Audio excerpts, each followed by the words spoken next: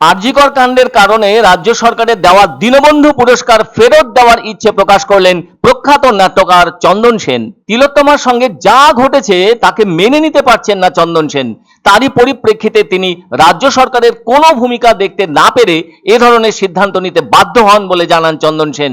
তিনি ফেরত দিতে চাইছেন সেই পুরস্কার ফলক ও 25,000 টাকা। আর সেই মর্মে তিনি রাজ্য সরকারের সঙ্গে যোগাযোগও শুরু করে দিয়েছেন।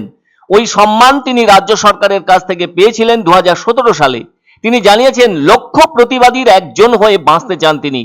এদিকে নিজের পুরস্কার ফেরানোর বিষয়ে রাজ্যের তথ্য সংস্কৃতি অধিকর্তাকে ইমেল করেছেন বলে জানা গেছে। ওই সম্মান তাকে 2017 সালে রাজ্যের তথ্য সংস্কৃতি দপ্তর দিয়েছিল। সেই সম্মান প্রত্যাখ্যান করতে চাইছেন প্রখ্যাত নাট্যকার চন্দন সেন।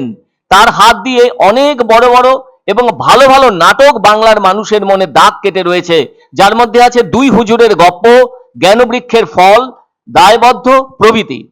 ফলে এমনটা অবাক লাগছে সকলের, সেই চন্দন সেন জানালেন যে তিনি লক্ষ প্রতিবাদীর অন্যতম হয়েই থাকতে চাইছেন।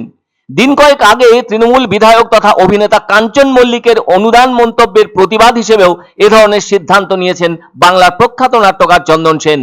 শুধু যে চন্দন সেনই এমন সিদ্ধান্ত নিয়েছেন তা কিন্তু নয়, আরজিকর কাণ্ডের জেরে আরো এক নাট্য পরিচালক প্রতিবাদ হিসেবে পুরস্কার ফেরত দিচ্ছেন। সেই নাট্য পরিচালকের নাম বিপ্লব বন্দ্যোপাধ্যায়। সম্মান ফলক ও প্রাপ্ত 30,000 টাকাও ফেরত দিচ্ছেন তিনি বলে জানা গেছে। এ প্রসঙ্গে বিপ্লব বন্দ্যোপাধ্যায় প্রতিবাদ জানিয়েছেন। উল্লেখ করা প্রয়োজন, এবছর সেরা নির্দেশক হিসেবে পশ্চিমবঙ্গ নাট্য একাডেমি পুরস্কারে ভূষিত হয়েছিলেন বিপ্লব বাবু। আরো জানা গেল, আরজিকর কাণ্ডে এবার প্রতিবাদে নেমেছেন কার্টুনিস্টরা। রাজ্য সরকার আয়োজিত চারুকলা মেলায় এবার অংশ নিচ্ছেন না কার্টুনিস্টরা। 2014 সালে কার্টুনিস্টরা তাদের কার্টুন দল তৈরি করেছিল। ওই মেলা নভেম্বর মাসে হওয়ার কথা, আর সেজন্য আবেদনপত্র নেওয়ার কাজ শুরু করা হয়েছে। এদিকে আরজিকর কাণ্ডের প্রতিবাদে কোনোভাবেই কার্টুনিস্টরা আবেদনপত্র জমা দিচ্ছেন না।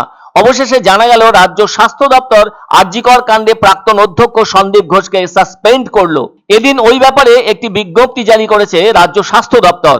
অন্যদিকে এবছর 9 থেকে 16 নভেম্বর পর্যন্ত চারুকলা মেলা হওয়ার কথা, কিন্তু ওই মেলায় কার্টুন দল অংশ নিচ্ছে না।